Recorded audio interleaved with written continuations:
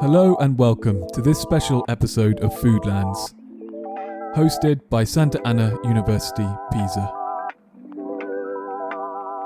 Huge thanks to Camilla Moonen, one of our guests and also convener of this roundtable discussion. Dr Moonen is from the Agroecology Group at Sant'Anna. Alexandra and Camilla are joined in this episode by Andrea Gennai, an expert in protected areas management, forest conservation and environmental communication at the beautiful Foreste Casentinesi National Park and the University of Pisa. And Diego Guidotti, CEO of the agritech company Aedit. Bringing a farming perspective this episode is Lorenzo Costa. Lorenzo is a farmer and a permaculture systems designer, active across social media and also across divides in contemporary farming. Together, they discuss all sorts of fascinating angles and funny anecdotes exploring how we might create a life-supporting food system that brings agriculture and conservation sustainability aims closer together. So here we are for this very special episode hosted by Sant'Anna School of Advanced Studies, that's in Pisa, and it's on the invitation of Camilla. So I'd just like to invite Camilla, if we can, to say 2-3 sentences about Sant'Anna. Yes, thank you very much. So welcome everybody to this virtual roundtable discussion. Sant'Anna School of Advanced Studies, it's a very small but growing university, and we are mainly focusing on applied sciences like political sciences, law, management, economics, biorobotics, communication technologies, medicine, and agricultural sciences, of course. And we are located in Pisa, and this is right in the heart of Tuscany. And in a way, this region depicts perfectly well what we're going to talk about today. And why do I think Tuscany is really a place that puts all this together? So Tuscany has a landscape that is well known for gently sloping hills that are covered with a wide variety of crops, such as pastures, cereals, vineyards, olive groves, vegetable crops. And if you want, you can find sheep grazing in crop stubbles. And when you raise your eyes, you find always a piece of woodland at the horizon. And so this rural area is intermingled with natural areas. And Tuscany hosts also quite a number of important natural parks. And one of these is, for example, the Casentinesi Forest National Park. So in this region, agriculture and biodiversity have developed and evolved together and continue to live side by side, not always in harmony, but in any case with mutual respect. And in Pisa, we host these 3 universities. Sant'Anna School of Advanced Studies is one of them. And the engineering departments are very well known around the world. So I think it's very nice to discuss this subject about biodiversity farming in Pisa, where we have this, in Tuscany, where we have this very special coming together of these 3 different roads. Thank you, Camilla. And that's specifically what we're going to be talking about with this roundtable, trying to bridge between different practices. And specifically, the question that we're going to be looking at is what tools and practices can bring conservation priorities on one hand and agricultural priorities together on the other hand to face the biodiversity crisis in our European rural landscapes. And so for that, we've brought together a whole diversity of guests recommended to us by Sant'Anna and by Camilla. And I'd just like to invite each one of you to briefly introduce yourself and tell us perhaps why you do what you do and which side of this issue are you coming from? Are you coming from the conservation side of things or from the agricultural side of things? Yeah, so my name is Camilla Moonen and I'm a researcher. And since I was a child, I wanted to study nature, but always in relation to some human activities. And in the end, I ended up studying landscape ecology applied to agricultural landscapes. And I did this at the Wageningen University in the Netherlands. Lorenzo, would you like to introduce yourself from the side of a farmer, perhaps? Thank you, Alexandra. Hello to everybody that is listening. My name is Lorenzo Costa. I am, I do a lot of things in my life because I'm a technician in the University of Siena in the biotechnology and pharmaceutical and chemical department. And I actually studied contemporary history. And 5 years ago, I decided to start a farm near Siena in Tuscany. And I decided to apply a specific design system, which is permaculture. I'm a permaculture designer, and I mostly work on reading the landscape and working on rainwater harvesting. And permaculture is substantially a systems thinking, ethical system of design. We design sustainable, efficient, and resilient and stable ecosystems. And this is mostly what I do in my life now because I'm divided between university and farming. And my farm is designed applying permaculture as a framework and using agroecology as a technique. We'll get most specifically maybe afterwards into this. And it's been an interesting journey. Andrea, would you like to take over? My name is Andrea Gennai. I'm a forest engineer, and I started to work for national and regional parks when I was 21 years old, studying forestry.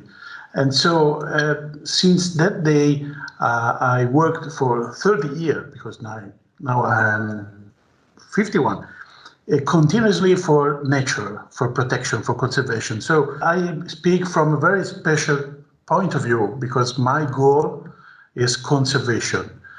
And doing that, I daily manage the problems with agriculture, with the use of land, also silviculture. And I will tell you that I discovered that agriculture in conservation is not a problem, but is a very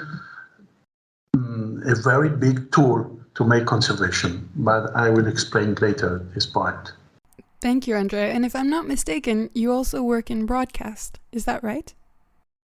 Yes, working for national parks, I had the opportunity to collaborate with the national TV, with a broadcast called Geo, speaking about conservation in regional national parks and also about forests. So this is another point of view, explaining that themes to the people, to the normal people that in the afternoon are looking at TV programs is not easy, and we have to manage that. Yeah, that very much speaks to us on the podcast. We've spoken to a lot of people who do communications in science and journalism in science, and that's the prime mission that we need to take today. Fabulous. And then just to close, I'd like to invite Diego to introduce yourself. Yes, hello everybody. I am Diego Guidotti. I have a personal background on related to agriculture. My grandparents, they were sharecropper, a very tough type of agriculture. And I have to promise them that I will not become a farmer. So I had to study agriculture because farming was not an option for them. And so I study in high school and in university agriculture. And then I'm quite a nerd, so I like digital technology, information technology. So I started to mix these two interests together. So I'm working, I have a company working on developing digital solution for farmers and for agriculture in general. And so I try to combine these two different worlds, the digital solution, information technology, and agriculture together. Thank you so much, Diego. And really, it's exceptional to get that little bit of personal background story about your grandparents. I look forward to looping back to that. So just to begin on our first question, to address these different ways that we're going to bridge conservation and agricultural priorities in the landscape, we can fairly say that historically, from a conservation point of view, people have thought that agriculture kind of disrupts the natural world. In the birth of the conservation movement itself, nature was considered as something that needed to be protected from human activity, particularly in the USA. So in this perspective, agricultural landscapes and natural reserves are imagined as really separate spaces. And for the public, when we think about biodiversity, we think it only exists in these nature reserves. We think specifically about these very charismatic animals we see on TV. But all of a sudden, if we think about this concept, a concept like agrobiodiversity, and think about aiming to have more agro-biodiverse landscapes, it kind of shifts this perspective, and we can think that we need to enrich and favor biodiversity in our farming landscapes. So is that a way of tackling the divide between farmers and conservationists? Camilla, you're the person who introduced to me this concept of agrobiodiversity. When were you first introduced to this term, and why do you think this word is important to understand your work as an agroecologist today? Well, I cannot remember when exactly I first came across this term of agrobiodiversity, but I think it has always been of interest to me because, as I said before, I've always been interested in nature, but seen in relation to human activities. And agrobiodiversity is that part of the biodiversity that is responsible for, either directly responsible for the production of food, feed, or bioenergy, or that is able to support farming activities for production. So if you see it in this way, it's the agrobiodiversity that is a clear bridge between nature and farming. Because where farming is done in respect of nature, agrobiodiversity will thrive, and it will improve the local biodiversity, and it will enrich the entire agricultural landscape. I'm just going to jump directly to Lorenzo. Do you think that there's a way of practicing agriculture itself which not only respects the landscape around, but which itself is biodiverse? Absolutely, I do. I think as a permaculture designer, thinking in systems, we design starting from natural patterns. We study ecosystems, we study the way ecosystems function. And applying permaculture design to an agricultural project, I do believe that agriculture is actually possible. Growing food is possible, respecting nature and actually fitting into the ecosystem. I mean, if I think about the fact that 80%, now the percentage may not be important, but I mean, nearly 80% of biodiversity on our planet is actually protected by indigenous and traditional cultures. And mostly, obviously, not in other continents, not so much in Europe, where we can't speak precisely of indigenous and traditional cultures, but we still have them. They are still here, even in Europe. And so my thing of starting the farm and being a farmer was to understand what traditional culture I had in Chianti. And so I studied local history, and actually I came to,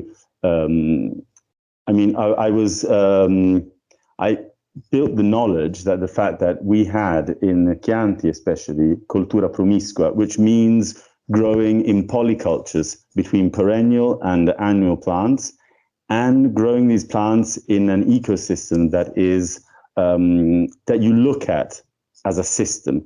So from my point of view, speaking about conservation, speaking about agrobiodiversity is something that is not far from me. It's actually what I do every day as a practice, growing food in this landscape. When you introduced yourself, Andrea, you said that your goal is conservation. And just as I was saying, historically, it's not immediately that a conservationist would get involved with farmer. And indeed, it's not every day that we meet a farmer like Lorenzo, who not only comes from a contemporary history background, but also works in chemistry labs every day and gets to give us this kind of almost philosophical approach to what being a farmer can really mean in daily life and on a very moral, ethical level. Did you yourself encounter some farmers like that?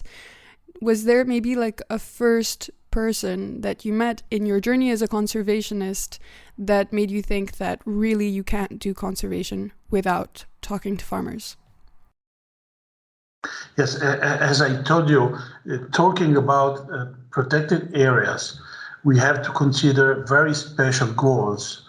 First of all, conservation. We have not development as a goal. And I want to be rude and provocative, but I must say that my job, I am paid to make conservation. And so from this point of view, could be that at the beginning, we started as protected areas, we started to work trying to put man outside. Agriculture, farming, outside of the park, because we need to do conservation. But slowly, in the decades, we started to understand that some kind, not every kind of farming, are not sustainable, but are really tools to make our conservation. Just to do an example, in the Apennine, we have open areas, grasslands, disappearing very, very quickly because the lack of activities by human. And the forest is coming back. That could be seen as a good thing, but that is not, because they are ecosystems that need to be protected. Europe asked that, and also the Italian legislation asked to protect the grasslands. And the best way to do that is to use farming, to use cattle, to use cows that go on that field and eat the grass. But this is a very special kind of farming because it's very hard, expensive, nobody wants to do that. So we as natural parks are starting to help this kind of farming, asking them to grow local breeds of cows, for example, and to make a very good product.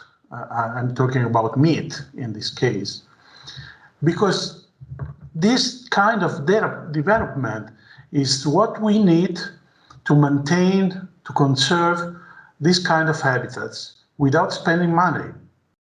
So I'm proud to say that after some years, we understood, in Italy now we know that very well, that we have to make agreement with this kind of agriculture, because they are what we need to reach our goals. On the same hand, at the same moment, there are some other kinds of agriculture that are not sustainable and useful.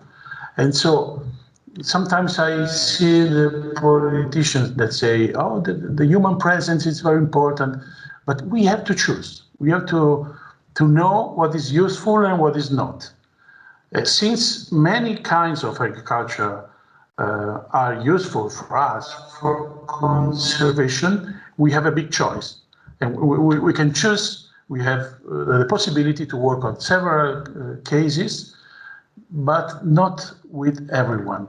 Because in some kind of use of land, we have big problem with farmers. But at the moment, I can say that many farmers of the park where I work, actually, at the beginning were enemies. We discussed very strongly, and now we are friends because we fight together for something that are common purpose. Yeah, and we're really going to get to address this question of the passion, of the battle sometimes that can oppose farmers and conservationists in just a moment. But I really liked what you said, that you really make a distinction between this idea of sustainable agriculture and agriculture that is not even sustainable. It's just fundamental to making a landscape exist and conserving a landscape and protecting a landscape. But you also said that it's harrowing work. It's really difficult. And I sometimes think to myself that as a young person, who just finished a history degree, and it was a history of agriculture degree. So I realized, okay, we need people on the land to create these landscapes. But I was like, who's going to do it? And you look around and you look at how hard a work it is, especially if you're going to have an attention to local practices. And sometimes you panic. You're like, who's going to do that? And I think that the question of how we support these farmers comes in quite strong. And because we're in the 21st century and it's not necessarily a question of going back to ancestral practice in whole, but going forward with these practices, we have people like Diego who do work to support practices through tools like biodiversity monitoring. Diego, do you want to tell us a little bit about what kind of tech tools you can deploy to help and accompany farmers in their work? Yes, there are several tools.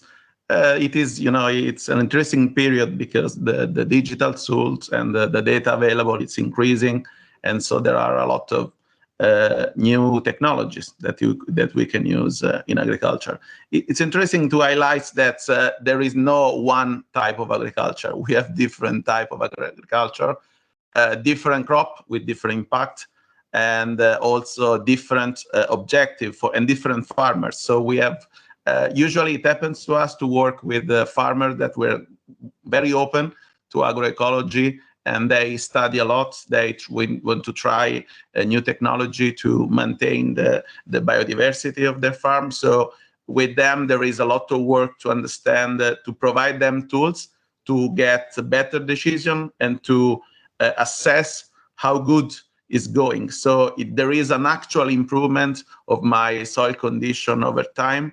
And this is something that are very interesting for us. But then we have a lot of farmers that are mainly, that are not directly involved in agrobiodiversity. There is, the agrobiodiversity is a very generic term.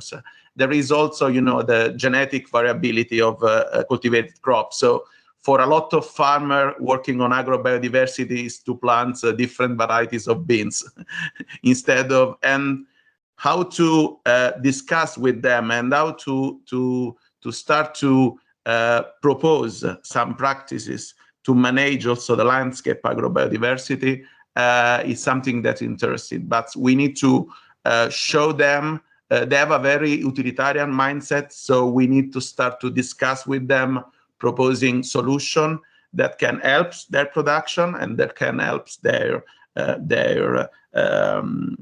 also marketing activities. So for this type of farmer, that's they're not skeptical but per se, but they need to be convinced. It's very important to provide solution to prove them that some agroecological practices can improve the sustainability of their activities.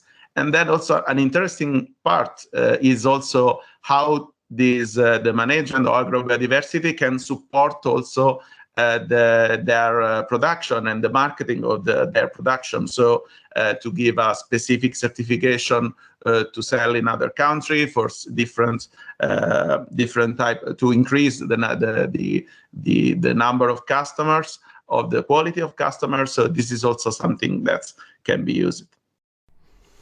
Yeah, and we're going to be looking at specifically the kind of product that you can create with these approaches and how you can label it a bit later on. But I'm curious,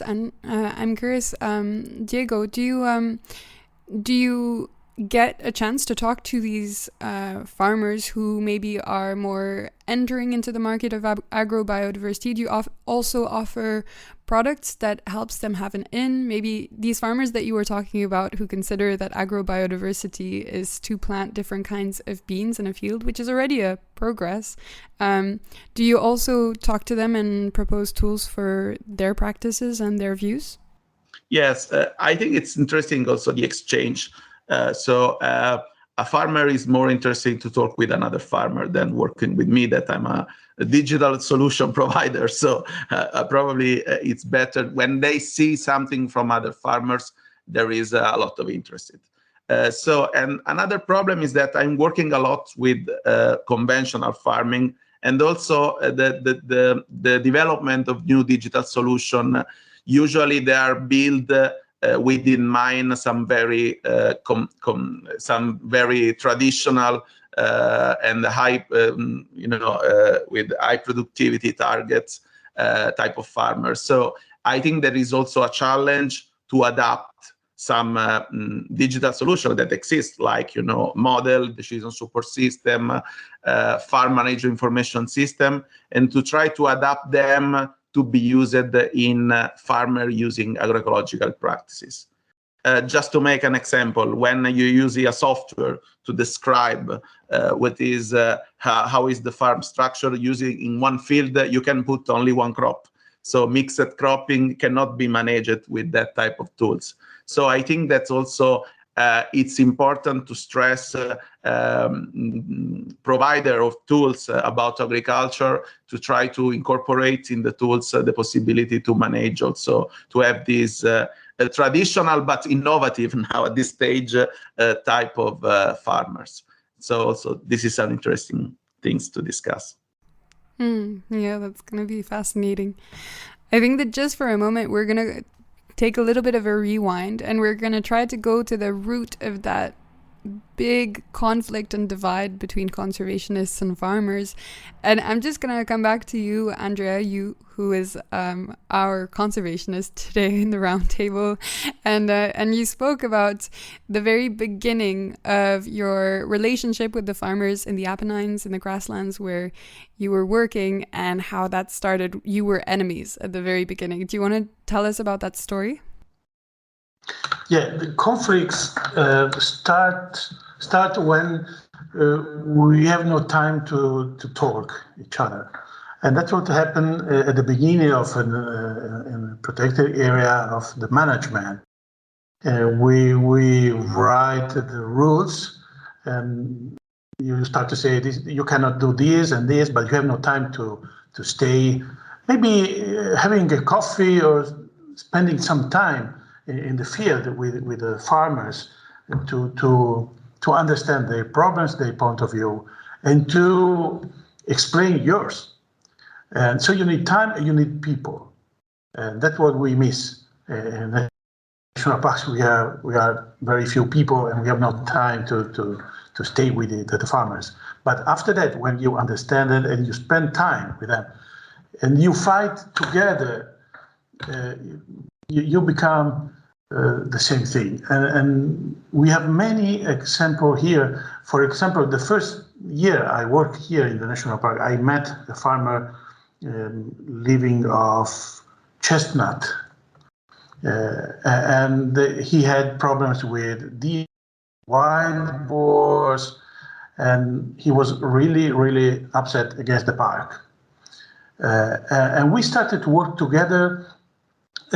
For example, catching red deers to send them in other national parks in Italy, because they needed to put again red deers. And so we didn't control the number of deers, and the problems with chestnuts are still there. But just working together to try to solve the problem was the beginning, of course, the beginning of the solution. And then he understood that we were waiting for the wolves, that are the best way to control the number of red deers in a national park, and that is what is happening now. So we convinced him that wolves are not enemies, but are a part of the ecosystem, and you need time to wait for that, but after that, it works. And that's what is happening. So he is also our friend now for communication, and that is the other big tool. So farmers are not only people that have to grow something. They must need us to make communication with volunteers, with tourists. So we bring tourists and we go to the farmers and talk with them, and we exchange experiences between us. And the power of a farmer explaining how it's important to have the wolf in a national park is really bigger than what I can do as a public person that work for a national park. So they are our colleagues. We should pay them. Also to build the landscape, also to work about quality of the food that the tourists will find in this territory. And they are another instrument to explain this because they grow that food. Yeah, unfortunately, we don't have the space in this podcast to address the issue of wolves in national parks and shepherds, which is also a really big issue here in France. And such a good question, and it just speaks to the power of being able to share in an issue, like you were just saying, Andrea, and manage to really get the farmer on your side and to understand that you're really working with the same stakes. And there's also an economic dimension to this idea of becoming colleagues and working towards the same ends. But before we move on to maybe how you can support each other and how you can add value to the products by working collaboratively, when you were speaking about the deers and the fact that the farmer realized at some point that you were trying to monitor the deer population, that it wasn't decreasing because you didn't yet have wolves, but it just came to this kind of scientific fact, the fact that maybe you weren't against him and kind of moved out of this passionate debate. And I remember Camilla once spoke to me about perhaps using biodiversity monitoring tools as kind of policing tools in a sense, just to show that these may be passionate debates, but that scientific data can really support the collective effort for more biodiversity. Camilla, do you want to tell us a little bit about why you think data might be able to kick into issues like big mammals in farmlands and in natural reserves? Yeah, well, of course, it's always, the first point is always that people that do farming for a living, they have to earn a living. So that is something that we always need to remember when we talk to farmers about doing something a little bit different from just farming. I think that is something that scientists and policymakers and many other people with very good ideas need to really keep into mind that a farmer is a farmer and he needs to earn a living with that. And if we keep that into mind, then I think we still have a very large space to have a dialogue with farmers about doing activities that can also help nature conservation and developing biodiversity on farms. And as a scientist, of course, I strongly believe that scientific evidence is fundamental, and also the lack of scientific evidence for the same reason. I mean, that's also evidence. And I think that this evidence or the lack thereof is very important, can be a very important tool to either smoothen strong or one-sided opinions and beliefs that are in some way fed by just gut feeling. If opinions are a little bit fed by gut feeling, then that often results in conflicts. And I do agree with Andrea that the conflicts very often also are born from lack of time to really talk together, as he said. And I think he had some very good examples of if you spend time together, you really start to understand each other, and these very strong-sided opinions, they start to kind of the edges start to get smoother. And that is, of course, very, very important. And on top of that, I think that scientific evidence can help us. And for me, if I think about that, when we talk about nature, there is not one truth. Like there's not one answer, one thing that is good, one thing that is bad. Nature is very diverse, and nature interacts with people. So solutions will always be very diverse because it depends on this interaction between nature and the human activities and the character of the humans in that specific area. So it's also something that is very locally adapted. But in this complex situation, I see science as like a prisma that dissects white and invisible light into a beautiful rainbow. And science therefore can show all the white and the different colors that are in nature and the different ways in which farming and nature can be together. Yeah, I mean, it is gorgeous, and some scientists really manage to do that for us, to just give us back the hope by showing the diversity of life that is incarnated in nature. And I think that some farmers really have that power too sometimes, when they know how to look around their farm and how to share the intricacy of their work and all the thinking that underlies it. There's something in common there. And it makes me just have so many questions for Lorenzo, who's our in-house farmer for this roundtable, but who's in a little bit of a specific situation, in the sense that, Lorenzo, if I'm not wrong, you don't rely entirely on your farm's production in order to make a living. Is that right? Yes, for now, because I just started, let's say, actually producing food in the last 3 years. Yeah. And it's, but I would like to just work on my farm. Yeah, that's exactly what I was going to ask you. Do you think that this is kind of a privileged position, like a helpful position to come at like the whole design of your farm and how you're going to really center biodiversity? Like, do you think that this is a form of luxury that most farmers don't have? And do you ever imagine yourself relying entirely on your farm? And do you think that would change something about the way you go about it, about your economic decisions and how you weigh them against environmental decisions? I have, in my plan, in my design, I still have 2 years before the farm will be economically sustainable. And no, I don't think I would change any of my perspective or the vision I have about farming, thinking about relying entirely on my farm life, let's say, on my farm work.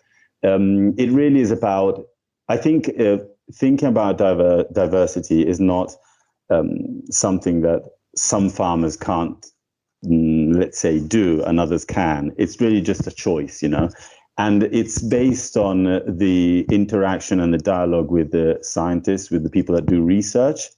It's based on the fact of studying and doing research by ourselves as farmers, because it really is understanding what the landscape, the territory you're farming in is, how the ecosystem where you're farming is structured.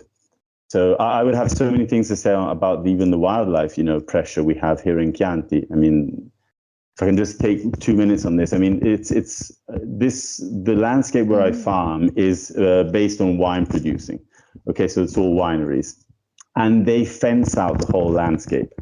And I've been discussing the last 3 years with neighbors, with farmers, and speaking about the fact we can't look at our farms as an independent, autonomous system. So we have to think about the entire territory of our town, of Gaiole, or anyway, the Chianti region, and think about the wildlife pressure we have is based on the fact that everyone is fencing out entire sections, of the territory. And if we instead started looking at the territory as a whole, we could create fences, because we have to fence. I grow vegetables, so I have to fence my vegetable gardens, and I understand the people that grow grapes and they have to fence out their vineyards. But if we spoke about creating greenways, ecological corridors for wildlife could move in the territory freely, going through the different farms, moving and feeling even protected by the woodlands that we have, fortunately, are they're abundant here. And the fact is, we should just sit down with the local municipality, with all the farmers, even with the hunters, because we have a lot of hunters here in this region, and speak about thinking on a territorial, level about farming and conservation, and actually creating greenways, ecological corridors for wildlife. I haven't fenced out all my farm. I have even fenced not on my boundary. I've left 12 meters, let's say, of woodland on my boundary, so animals pass, freely, and they feel protected by the woodland. And I've never had any problems with the wild boar, with deer. And I mean, it's just a matter of understanding, what you're doing and how you can do it. It's about teaming with nature. It's not about opposing nature. We're not in contrast. So it's really about teaming with nature, with the ecosystem. That's great. I'm just looking. I think did we lose someone? Okay, we suddenly lost Andrea. I'm just gonna push you a little bit further on this question because I wish it was that way, but obviously there must be obstacles to farmers adopting a more biodiversity sensitive approach, even if it's not entirely permaculture, even if it's not completely systems thinking. But and we know there are a series of huge barriers to access to this kinds of thinking, be it time. And I'm just wondering, can you perceive from the inside, from being a farmer, can you perceive where these obstacles are and in what are they made of?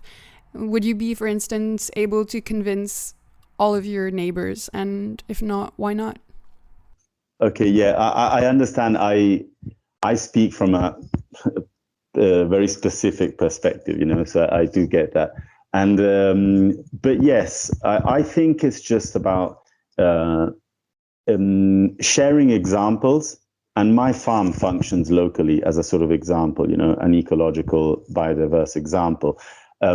So I've had in the last year a lot of local farmers, even big wineries that have come to visit and to understand what sort of approach we have to farming. And they're actually very interested. I think the thing about there are obstacles. I mean, I have obstacles with the wildlife. I mean, we spoke about deers and wild boar. My big problem on farm is a badger. I have a couple of badgers. You can't fence them out. They dig every night, and they go in the vegetable gardens and they eat earthworms. Mm-hmm. And so they just pull up all the plants. Well, my solution, apart from sleeping on farm for 1 month, trying to chase them out during the night, has been just shift. I water my gardens at 4 o'clock in the morning, because at 2:33 in the morning they leave the farm. So they come in every night, but they don't find the moist soil, so they don't feel there's all the earthworms that are high up in the first layers of the soil. And I just shifted. I tried to understand the problem and found the solution in the problem. Saying, okay, so the badger moves out around 2:30 in the morning. I'll just water at 4:30 in the morning in summer, and that has become a solution. And I think local farmers and farmers in general, we just have to sort of share examples. And it is really incredible how farmers don't have time maybe to do research by themselves, but when they see examples that work, they adopt them very quickly. I'm sure there are going to be farms in the next 2-3 years here locally that will start accepting the idea of building, of fencing, keeping in count the pressure of the wildlife and creating greenways. Because this is a discussion we're having locally. I'm very passionate about this, and I'm taking this discussion locally with the local government and with the farmers. And I believe in 2 years' time, we'll see some differences. I love your optimism. Oh my God. Can we please keep going in this energy? I agree with you. And I think that when you say that farmers need to see that there's a product or a practice that works, it also is quite utilitarian, as we went back to earlier. We always need to remember that a farmer is farming to make a living, and that is mostly an economic question, at least somewhere in that thinking and in that daily life. And most of you, if not every single one of you in the debate so far, mentioned the stake of the value chain, the agricultural value chain, and how the sheer fact of enhancing biodiversity in the landscape in which you're working, and then being able to measure that and show it to the consumer would increase the value, if not even the quality of the product itself. So I'm just going to perhaps give to Diego the chance to comment on that. Yeah, sorry, I had a question to Lorenzo, so just a curiosity. Oh, apologies. Go for it, Camilla. I didn't see your hand. About the presence of wildlife on his farm. So, Lorenzo, I was wondering what you think about these technological solutions that are coming up. Yes, let's say slowly, but there's a very big interest in it, also from a scientific point of view. The use of I don't know exactly how it's called in English, ultrasound, to in some way keep animals away from crops. Do you think, like, from the way you were saying it, you want to team up with nature, so in some way you want to use natural ways to avoid that they come onto your crop and do harm? Are you in favor of that kind of solutions, or would you see that the same as fencing and therefore not very, very much in line with teaming up with nature? Okay, thank you, Camilla, for the question. Yes, locally we have a lot of wineries that have put the ultrasound solution, that are starting to invest in that. It's interesting because I'll just say something very, clearly, but we have this solution here, and some wineries have started using this tool, but it doesn't really work. I think there's still a phase of study and research that has to be done, because then they just, use mobile fences on the vineyards, even if they have the ultrasound solution. So I don't think the solution of fencing out. One thing I'm very passionate about would be living fences. Hedge laying in the UK is a typical traditional, solution, and you have living fences with trees and shrubs that keep animals out. And on the same moment, on the hedge laying, the living fences, they create an ecosystem for small fauna, for small animals, for small wildlife. And that could be a very interesting solution. We could team with nature. We could fence some portions of the landscape using living fences, and that's a solution that is applied in the USA, in North America. Broadly, it's applied in UK, and that would be an interesting tradition that we could take back, in the 21st century, monitoring what is actually happening. I think ultrasound could be an interesting solution, a technological solution. I'm not opposed to technology. We use appropriate technology in permaculture as designers, but I think we still have to do a lot of research and study on that solution, that specific solution. Lorenzo, do you mean research to perfect that solution and to make sure it works well, or other kinds of research around its potential impacts? I would say the first, yes, to try to get that solution to function in a correct way, because animals understand that the ultrasound is, comes in specific with a specific timing, so every 30 seconds. So I've seen videos done by the video traps you have that film animals by night. They just learn, and they pass every 30 seconds. They know when the ultrasound is arriving. So probably we have to do research on how we can actually keep animals out, and we have to do research and understand if these tools are correct. So now that we're on the question of tools, I mean, I suggest we just go ahead and talk about tools a little bit more before we loop back to value chains. In agriculture, I don't know if you guys saw this news, by the way, that the US and the UAE proposed Aim for Climate, which is an agricultural initiative at the COP, a huge investment into agricultural robots. But I'm just going to give an opportunity to speak to Diego, perhaps, about which kinds of tools to monitor and favor and enhance biodiversity on a farm. Usually we started from the smallest thing because, big mammals, it's really... they are perceived as a big problem, and it's difficult to start. It's like to talk with wolf, with shepherd. It's almost impossible to establish a good conversation if you start from there. But we worked a lot on soil and on insects. So there are several participatory monitoring activities. So it is apps that can be used by farmers or by advisor to assess like the soil condition, the presence of beneficial insects, and usually these activities is connected with the terms of functional biodiversity. So how the good management of biodiversity at farm level, it can support and facilitate the production and increase also the sustainability of the production. So usually, if we start discussing about soil health, there is a big interest also by very conventional farmers because to maintain the soil fertility is something that is a common problem, and they would like to change their practices if we can show the improvement. So having a set of tools that can be used as a training tools, like, there are several apps that can support you on performing monitoring activities like counting earthworms or analyzing the soil fertility along the depth.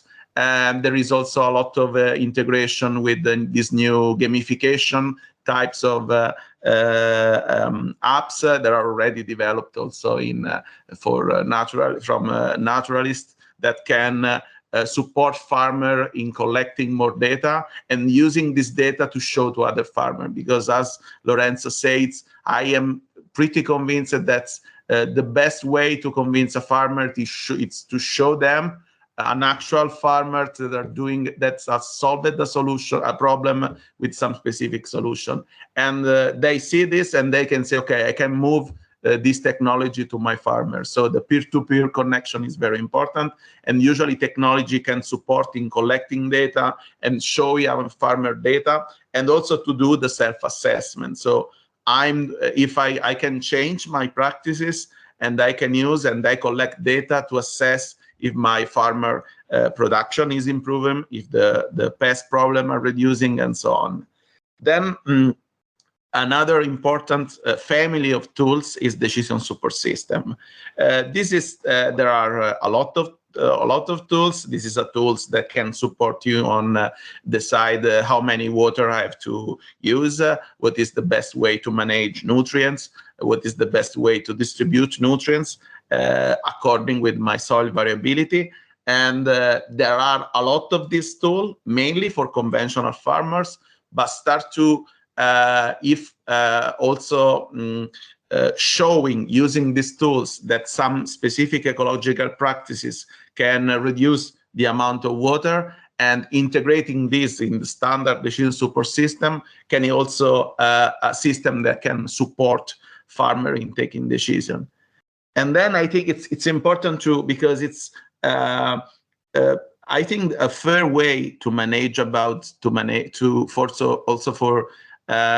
support the development of good practices in farmers is also try to solve the issue of multifunctionality. So in a way, the farmer, they like to be seen also as a sentinel for the environment, as a protector, guardians of the environment.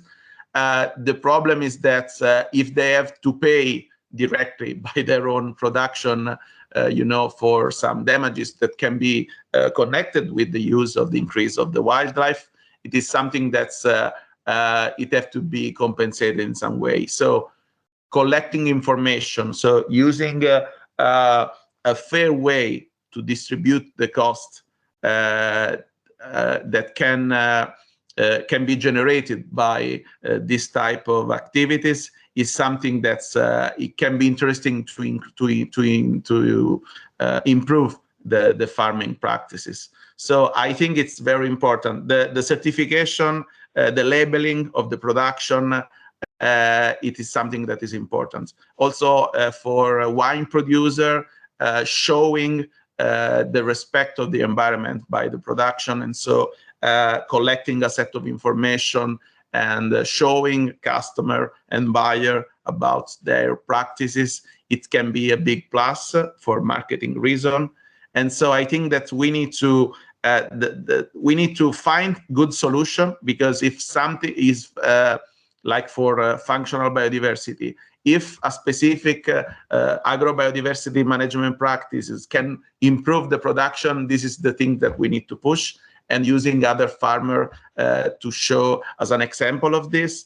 And then we need to try to find an innovative way to assess what is the beneficial from the environment connected with that practices, and find a way to compensate farmer on using these practices. So this can be a few examples of what can be do. Diego, I'm in for the app for counting earthworms. that's a plus for me. Yes. Yeah. No, it is. It's really interesting, because it's from your point of view. I met with other similar farmers. The main problem is that usually you start from a very low baseline, and you need to improve your soil condition over time. And this is something important. I'm also interested in, I don't know if some landscape design tools can support the wildlife management. Because if I'm a entomology background, so I work a lot on pests, and usually there are all these planting something just to keep busy the pest and not covering your crop. So if a group of farmers creates corridors and creates also spots that can provide food for the wild animals, I think also this can be an interesting thing to think about to make a bit more compatible. So using geographical information system and satellite data to draw corridors and to define if you can control in some way the movement of wild animals. I don't know if that would be an idea. That would be exceptional, because I think the big problem is when we speak about this aspect of wildlife, we don't have the vision from the air, from up. So if we had, as you said, GIS, all the landscaping tools that are existing, and I think if there was a solution, a technical solution that, you sort of look at the landscape, I think even farms could see that you could actually notice that we could reduce fencing. They wouldn't have to fence more because they have to fence small parcels of land, But I think we could actually create corridors, finding the fastest solution to make wildlife to cross a certain portion of territory. So I think that would be really interesting to develop something like that on a given region and do a study on that, and then make this study something that one can replicate, using the diverse technological solutions we have nowadays, which can really let us understand where animals want to cross. Because animals follow certain paths, and that would be really interesting, to understand, and that would create the possibility then for farmers to, team up together, and probably, you just have to add my fence to your fence, and we can leave a greenway, an ecological corridor. That would be very, very interesting. What I find really interesting in the debate that you guys are having is the fact that knowledge here is the key, that sharing this knowledge can already be empowering, and that passing through the scientific route somehow can evoke and awaken respect in these communities. Does that sound right? For me, absolutely. Yeah. Yes, I agree. Yeah. Sharing knowledge, sharing experience, and interact with research. Yeah. And I think it's even obvious because, I mean, on a certain level, those that create, the tools, maybe they have to come out on the field. So they have to speak to farmers, to understand what farmers need and what problems they have. I mean, as Diego was saying, working on soil, I mean, soil is so important, understanding the microorganisms, you have the bacteria, the fungi, and really, getting to understand how soil is functioning. And on that side, on that level, if I think about soil, for me, I mean, on my farm and in general, I think if we want to create an agriculture that is sustainable, is regenerative in certain ways, and functions with functional biodiversity, water is so important. The moisture you have in the soil. So monitoring how much water you have and reducing even the waterings you do, for the crops. That is, and there's so many tools in that sense today, but I think it's still something that we should, bring clearly to the farmers, because that would be so important, because we have the climate crisis and we have problems with water. We have so many problems with how the rain patterns, are changing. And I think farmers on that are still we're sort of slow to change our methods we use in watering.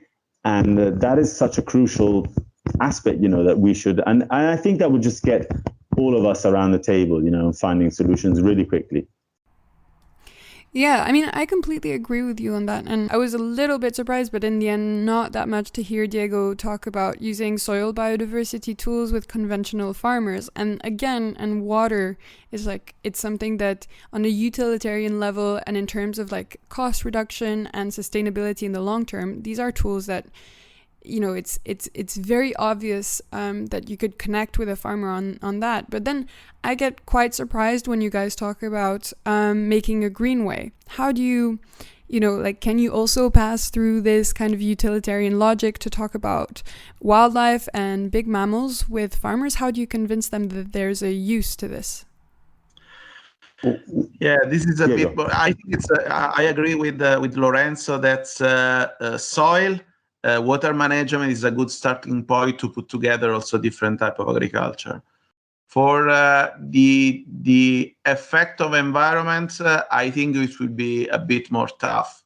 Usually, at least from the standard point of view, they say, okay, the traditional farmer usually have this vision. I'm spending a lot of time. I will reduce the risk of wildfire. I will reduce the risk of erosion. And I get no paid by this. So usually the discussion is that how it's possible to do this. Usually there is, the direct the response to this is to on CAP. So let's create some way to compensate this, but it starts to be, a lot of paperwork connected, and we know that this will not be some solution.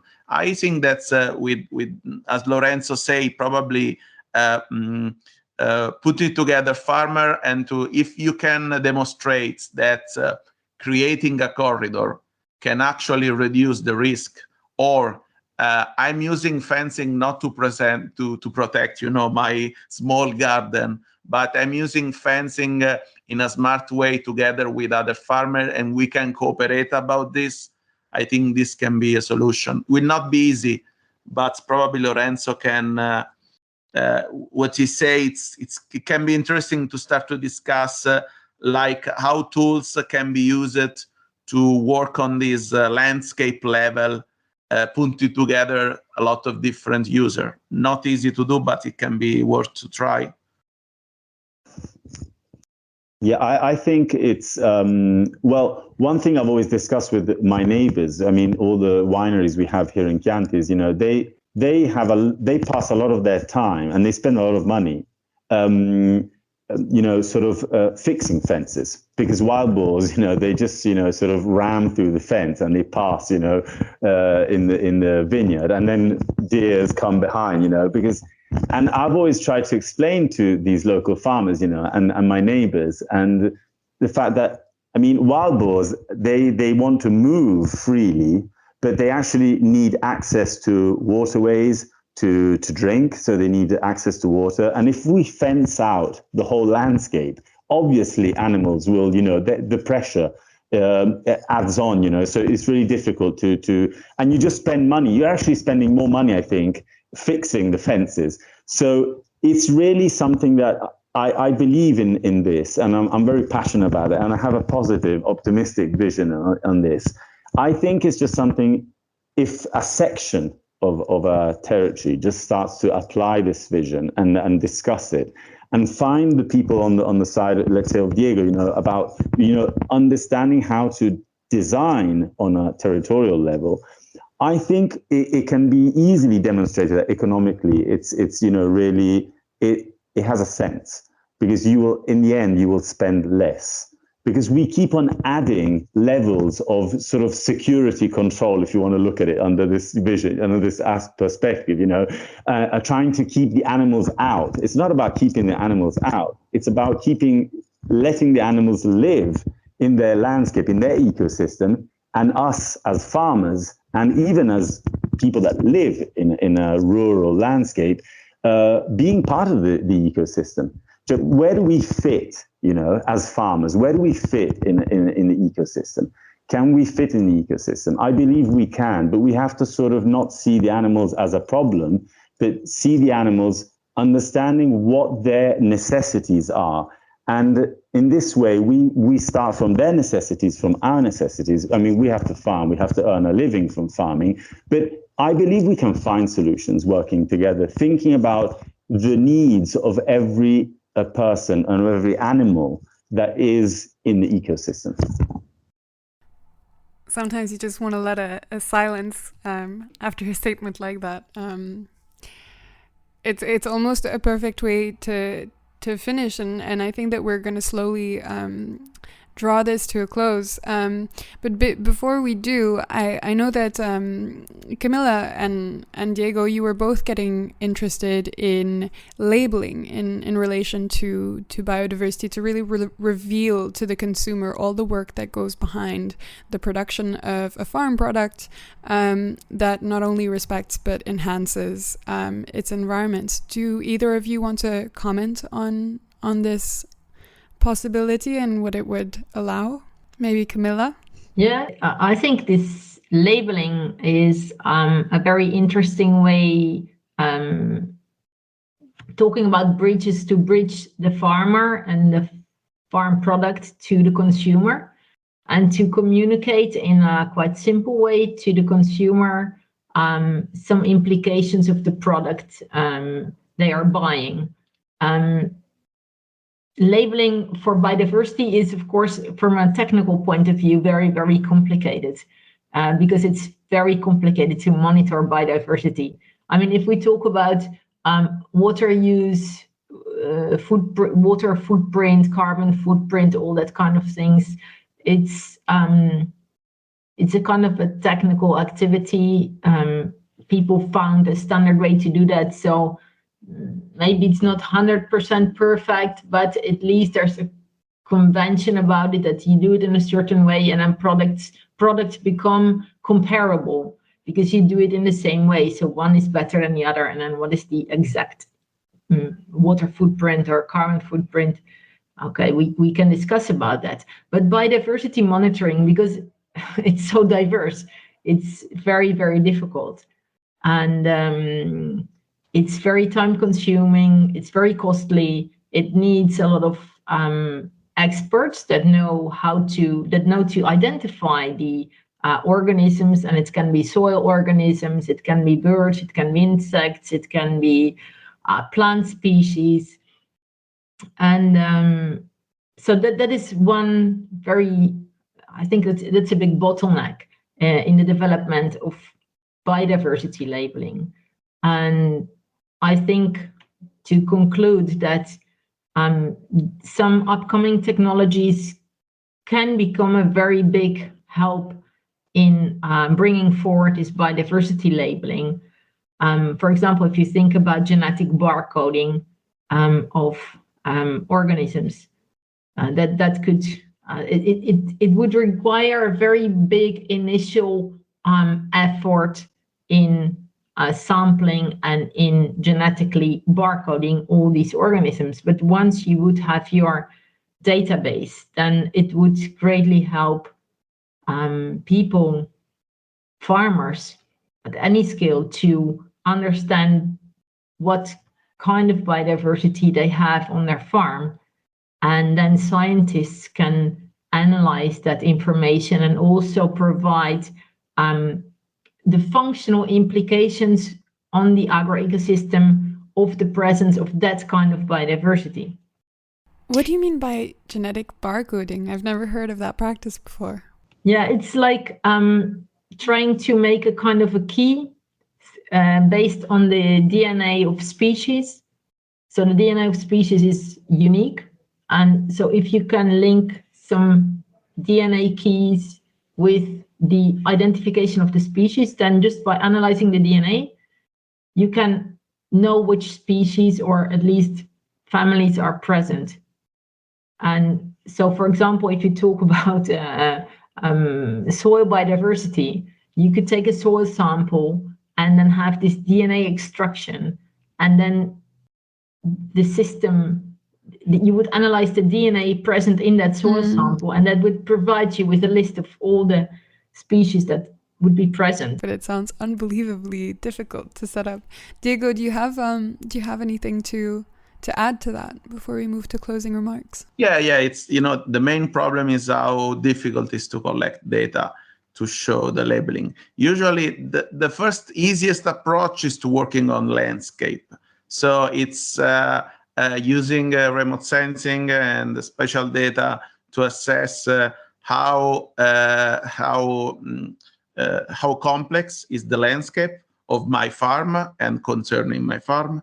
The landscape connectivities is something that can be added to this to show not just how diverse is, the standard is to use, the ecological focus area that is already mandatory by greening of CAP. But if we can grow on this and show how complex is my landscape, and so how my farm can support the generic agrobiodiversity, this is something that can be done almost automatically. And the main problem is how to connect this to a specific label. Usually we had some experience on user use the app, they take picture, they count the earthworm, and then the results be published like on the QR code on the olive bottle, just to say what is the strength of my farm, and use this to differentiate my production with something more conventional product. So collecting data is very important. It's really interesting, the barcoding, because if you assess the microorganism biodiversity or the small arthropod biodiversity, this can be a good sign of the genetic wellness of the farm and soil conditions. So this is something that can be connected, but it requires a strong connection with all the food chain, and also find a way to provide with some economic compensation to farmer for their practices. Lorenzo, would you like to comment? Yeah, just really briefly. I think I find this discussion about the biodiversity labeling really interesting. And I just think one thing, because I'm a consumer, not only a farmer, I think labels tell stories. I mean, it's cultural. I mean, it's something that we should just sort of build, Consumers are not, it's not that they're not interested. It's that labels have just become, just something that just gives us, sort of the ingredients of something we buy. Instead, I think in farming, it would be really easy, if you want. We collect the data and we take that data, we transform it into stories. We transform it into something that expresses, that tells us something. So as a consumer, I know I'm buying something different, not just because there's some data, but that data is expressed to me in a way that inspires me. I think food is inspiring. It's cultural, and I just think this could be one interesting way to look at it. That's just a really great way to round that up. And I'm just going to open it even further out to just give each one of you an opportunity to perhaps, if you have any, give any closing pieces of advice for young people who are maybe just coming out of their studies or who are coming into the adult world and who are, looking at our series of environmental crises. Do you have anything that you would like to say to them, whether they're invested in this question of conservation and agriculture as a consumer or thinking about being a practitioner? Diego, do you have anything to say? Not easy. I think probably to find and share their ideas. It's after 40, probably 35, you start to stop trying to find new idea. You say, okay, that we have tested everything. So I think it's interesting to have a push and to have a new idea that need to be tested, but can be solve some real problems. So I think it's to sharing their concern, but also their proposal or idea, or how can we improve what we done. Thank you. I'm gonna be a bit cheeky. Do you have any particular ideas that make you hopeful when you think about biodiverse farmlands? I think that the sustainability is something that start to be an issue for farmers. So the awareness that they need to be more sustainable is something that we have not to push anymore. They know. And so they are eager to have a solution. So as a solution provider, we need to, me, researcher, university, we need to find new solution because they are aware of the problem. So this is a good thing because it's the first step to actual change. But then some issue has not a solution yet. So we need to work more. Thank you. Speaking about solutions, Camilla, do you want to have a little comment? Yeah, I absolutely agree with Diego that farmers are aware, and it's up to us to connect better to them and find more appropriate solutions for that are compatible with the activities that they perform. And I want to add to this that I think, I like diversity in the nature, but I also like diversity in farming. So I would, as a scientist, I would never advocate for like uniform farming systems, saying that, oh, this is perfect and this is not good. I think we really need to learn to appreciate diversity of all kinds, also in farming.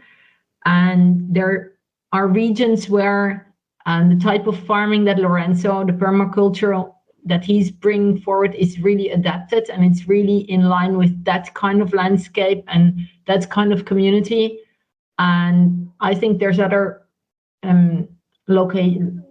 regions where different types of farming are more appropriate and more adapted to the whole local cultural background and the abiotic background and the whole biodiversity situation.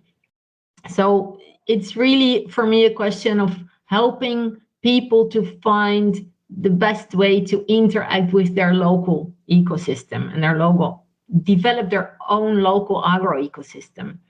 And I think the communication between farmers that Diego and Lorenzo were talking about before, that is really a fundamental aspect of finding this local identity. And if I can give an advice to young people that are interested in biodiversity, management, environmental issues, farming, it's really that they need to follow their passion, because whatever you do with passion, in some way it works out, and in some way it will bring you somewhere interesting. Thank you, Camilla. And Lorenzo, would you like to close?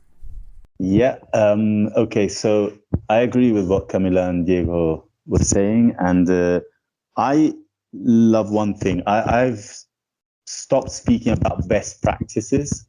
I speak about specific practices.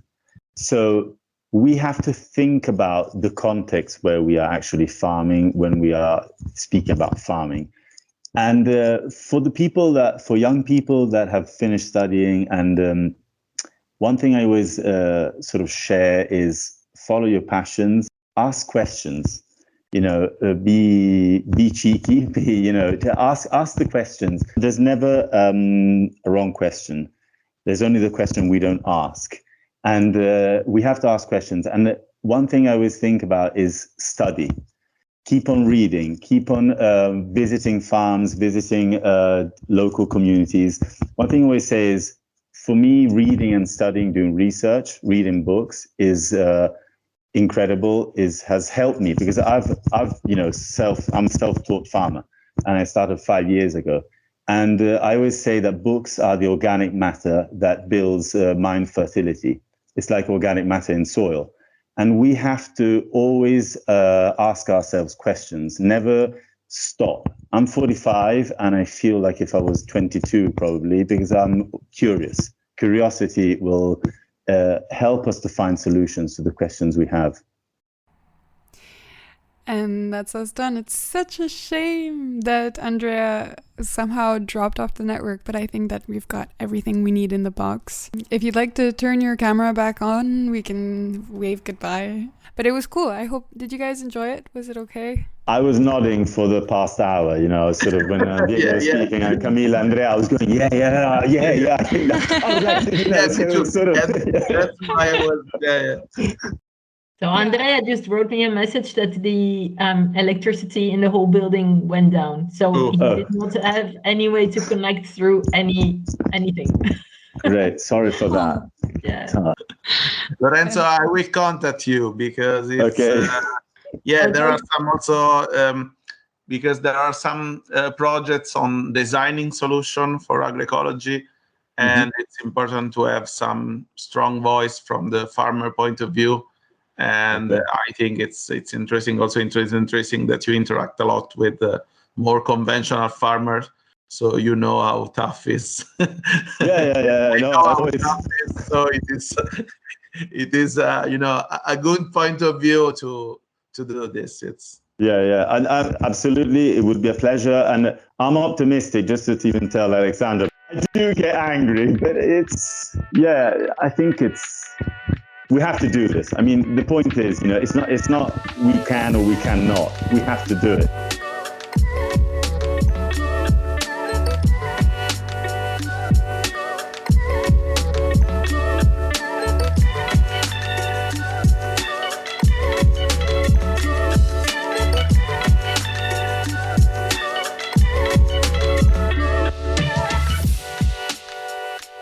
Our show is a podcast from Tascape Media, hosted by Alexandra George Pico, who's also an assistant producer, and Theodore Simmons, who produces and edits the series. The production assistant is me, Beatrix Keeler. Alistair Simmons is our executive producer. Our thanks to all who've been involved in making the show possible.